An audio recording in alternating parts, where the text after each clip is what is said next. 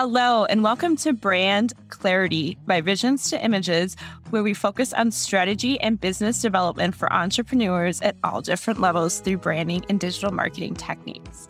Susie Liberatore is the founder and art director of Visions to Images Creative Services, LLC. For the last decade, she has personally been instrumental in bridging gaps between the global digital market and neighborhood locations for some of the biggest brands around.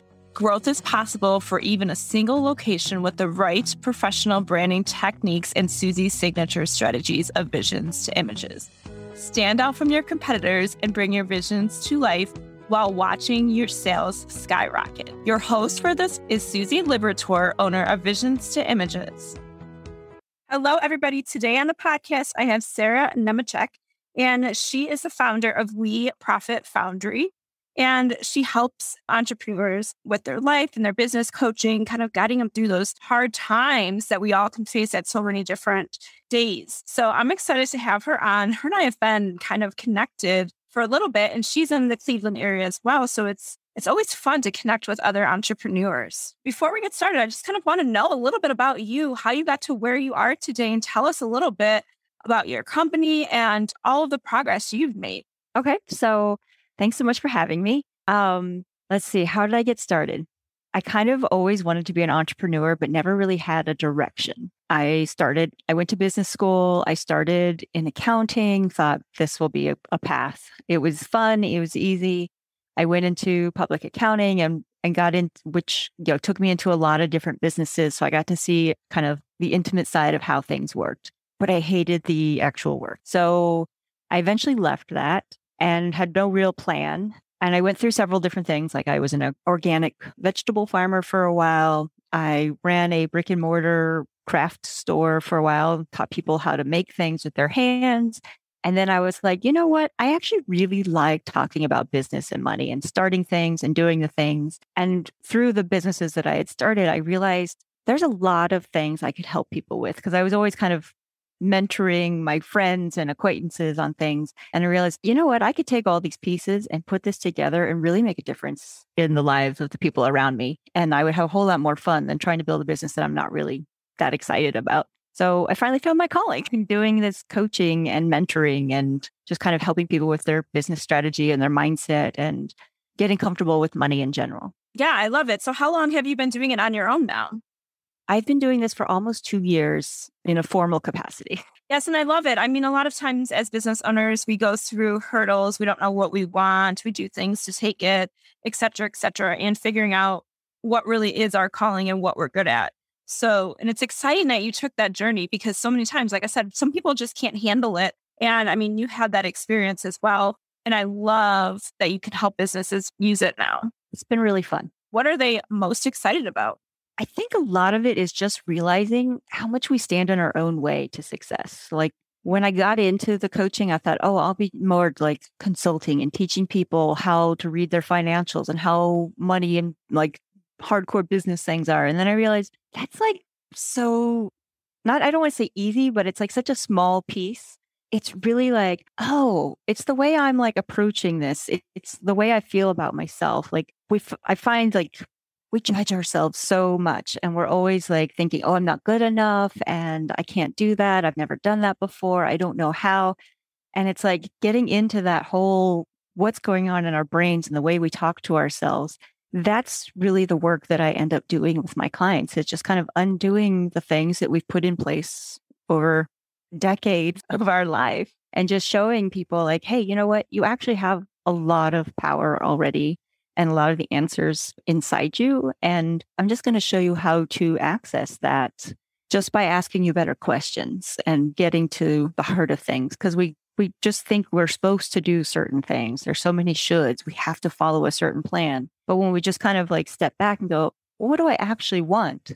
That's where all the stuff really kind of starts to light up and people find themselves. And it's just, I don't know, like I had no idea that all this was out there because I definitely grew up in the mindset of there's a box and I have to stay in it and follow the course. So it's been really freeing to learn that for myself and bring that to other people. I think that's true, right? We all have to stay within this box sometimes. And we don't realize that there's so much more out of this box. And when we grew up, and I know when I grew up here, my parents were blue collared and my brothers are blue collared. They don't have any entrepreneurship in them necessarily. And, go to school, get your college degree, get all these things and get a great job. And then that's like the box you're stuck in, right? And you feel like, oh, there's so much more to the world and I'm scared. Should I do it? And a lot of times as an entrepreneur, I know myself, even before when I started my journey, I'm 4 years in now, but when I really started and stuff, mindset's huge and it still is a huge thing to this day, right? And mindset's always going to be there in a sense where it can talk you out of things. You can doubt yourself. You can not realize the potential and the worth and realize that there's so much other things you can do. Like I'm at the point right now where I'm looking to hire more people possibly as I'm taking on more and more stuff. And when I first started with my sales coach, she goes, you told me that you didn't want to outsource or have a team. You just wanted to do all the work. And I don't know why I said that or whatever, but I said that. And I was like that for a few years where I just wanted to do all of the work. And there comes a point where you're like, okay, I want to take it to the next level. Do I need to hire more people? Do I need to outsource? Like, what do I need to do? And she was like, you took another step, even though you didn't know you needed to take that step. Because in my mind, I was built up, oh, I can do it all. Right. And then I'm like, I need to make more money. I need to grow. I need to scale, but I can't do all of the things anymore. So it's like overcoming that huge mindset was so important. Yeah, it's so common that we think asking for help and expanding is like a sign of weakness or, like I'm totally that person that's like, oh, I should know how to do this already. Why would I know how to do that? Like none of us are born with it. And it's just kind of like, oh, let me just expand my thinking. And when you just kind of like accept that, hey, there's probably more out there than what I'm allowing in, the growth is so easy. It's fun. And I talk to so many entrepreneurs and they're always like, get out of your own head, get out of your own way, get out of, all of those things that you just mentioned. It's so important. And I think that everybody truly needs some type of coach. And that was one of the biggest things I tell people all the time when they say, what would be your best advice? You're a genius in your zone of whatever it is, right? I'm the genius in the branding and the marketing, etc. Each entrepreneur goes into business to do their thing, right? Can't see all the pieces of us, right? Hey there, I want to interrupt this episode with a quick message. If you're listening to this podcast episode and want to learn about branding your franchise or small business, then go to brandingbridge.com. That's branding-bridge.com. I think that, the biggest thing I tell people all the time when they ask me, like, what is your best advice? I always tell them, get a mentor, get a coach, get something to that effect. I am the expert in the branding field and I could never, I don't touch accounting. I don't touch that stuff. I don't do any of that. I hired a sales coach / business coach, whatever you want to call her.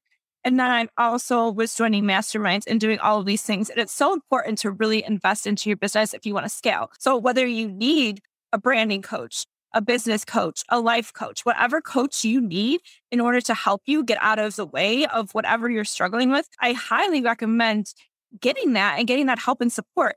It's going to feel like a hurdle at first, but it's so worth it in the end.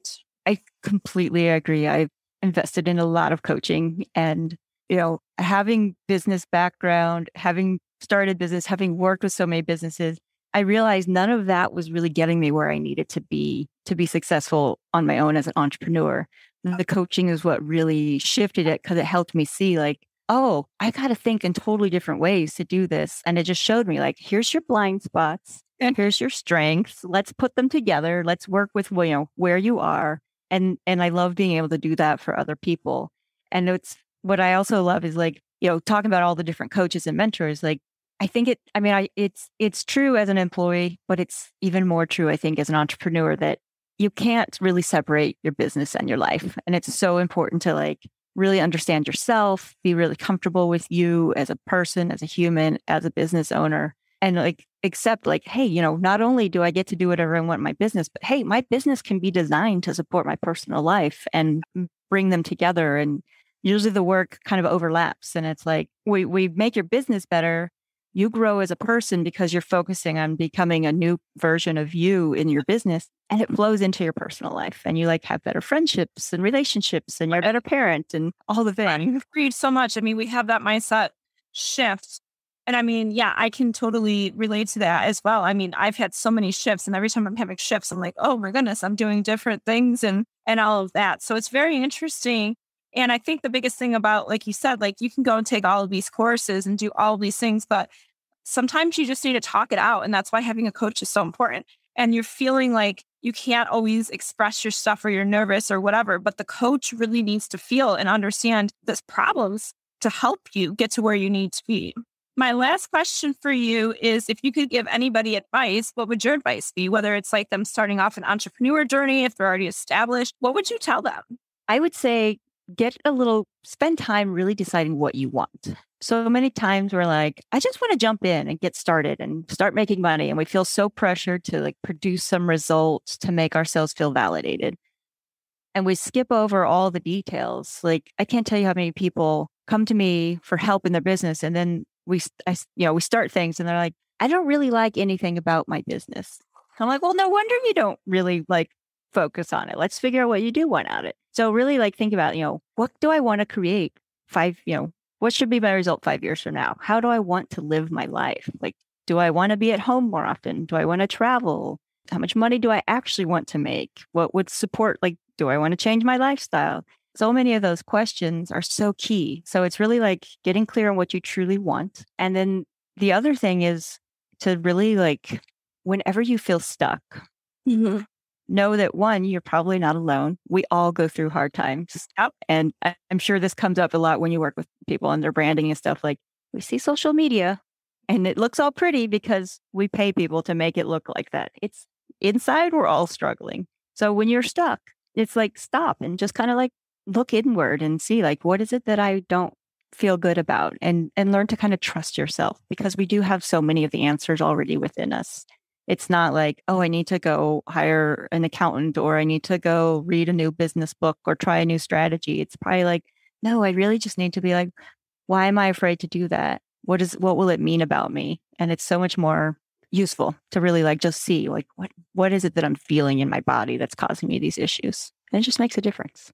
Yeah, I agree. And I'm a huge component of journaling. So whenever I feel things, I always write things down. But the other interesting part is when I first started my business, like really full blown into full time, because I've always done freelancing and whatnot. But when I started my business, I took any and everything, and I was calling myself a virtual assistant, a VA, undercharging, and realizing like, I don't want to do admin stuff. And I still did design and social postings and stuff like that. But what I realized was there wasn't no creativity behind it. And that's what I was lacking. And it's about finding that thing. Okay, I don't want to do all this other stuff. I want to be an agency. I want to have branding and consistent branding for clients everywhere because they need it. And I mean, that filters into all the other services. But when you realize that what you want to do, you can do it. Like, it's a huge shift. Like we said, for mind shifts, like I can do it. And I have all the tools. I worked in an agency. I worked in corporate. I have all this stuff right under my fingertips. Why can't I do it? And it's like a huge barrier where you have to say, I can do it all. And then I can ask for help if I need it. Exactly. Yeah. I think we take it too much on. We think I have to have all the answers before I start. And it's so much better to just be like, what do I want? I'll take step one and I'll figure out as I go. Now, I've jumped into 2 businesses, not really having a plan, just being like, yeah, I'm going to do it. That's why I'm doing this business now. I like this approach much more. The other interesting part is, thinking about the 5-year plan and thinking about where you want to be. I mean, I didn't really start to think about that until I was comfortable with where I was at with my business. When I started to realize, okay, I want the agency life. I want XYZ. But once you hit that point, like, you need to understand, okay, this is a business. I need to put my mission, my vision, my core values, and my 5-year, 2-year, 3-year plans, like everything in process, 10-year plans. Everything needs to be understood, not only for yourself, but if you have a team as well, so that you can help get that support that you need. Right. And not only like, I know I was resistant to like 10-year plans for so long, because like, well, how do I know where I'm going to be in 10 years? Because I seem to just change things all the time. But now I see it much differently. Like, it's not like, no, you don't have to know exactly what will happen each year. It's more like, here's my intentions. Here's where I think it would be cool to go, because it just makes all your decisions so much easier. It's like, oh, everything can just kind of fall into place. You have kind of a guideline of, how do I analyze anything? Oh, here's how I know. Here's how I can make my decisions. How I move forward. everything just fits into a little box, nice and easy. Yeah, I know when I started to really identify my mission values and all of that stuff, I was able to even niche down further into who I wanted to serve and say, is this part of my brand and my mission? Even when I'm in committees and stuff like that, like, is this part of where I see myself in 5, 10 years? Do I want to just do this now or do I want to do it long term? What is the benefit I'm going to get from it? So there's always those things that I'm always thinking about now more than ever because I have that stuff that I've put in place. And if I think it's not a good fit, I will be like, it's not a good fit. And that's another huge thing is always saying it's okay to say no as well. Exactly. So many times we need to learn to say no to one thing so we can say yes to all the things we actually want. Exactly. Awesome. Well, thank you so much for coming on. There was so much great stuff here and I enjoyed talking with you. Yeah. Thanks for having me. Thank you, everybody, for listening in on today's Brand Clarity episode with Susie Libertor. 2 things. First and foremost, please, if you liked this episode, please subscribe and leave some positive reviews. Also, don't forget to sign up for Stop Sending Your Customers to the Competition and get my insider secrets to compelling branding that converts. You can find that at branding-bridge.com. It's a free workbook for you to check out right now. All of the branding techniques and strategies that I use for my paying clients.